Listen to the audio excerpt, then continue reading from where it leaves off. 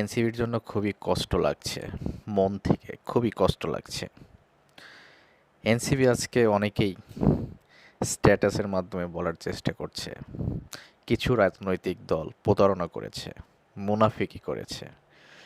NCB কাদেরকে বুঝিয়েছে এটা আপনারা সবাই বুঝতে পারছেন।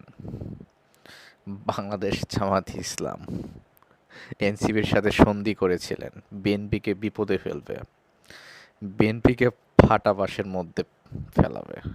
উল্টো এনসিবি তারা ফাটা মাইনকে চিপার মধ্যে পড়ে গেলেন। বেচারা মায়া হচ্ছে, কষ্ট হচ্ছে। তাদের রাজনৈতিক কেরিয়ার, রাজনৈতিক দলটি এত তাড়াতাড়ি বিলুপ্তির পথে চলে যাবে এটা কল্পনাও করতে পারি নাই। যাই হোক, জামাত ঐতিহাসিকভাবে যে তারা মুনাফিক সেটা তারা আবারও প্রমাণ করলেন। তারা সবসময় সবার সাথে মুনাফিকি করেছে, গাদ্দারি করেছে। সেটা তো আপনারা গতকালকেও দেখেছেন। জামাতের সেক্রেটারি জুলাই সনদে কোনোভাবেই স্বাক্ষর করবে না এবং জুলাই অনুষ্ঠানে গেলেও স্বাক্ষর করবে না। তাদের দাবি না মানলে, পিয়ার না মানলে কি হলো?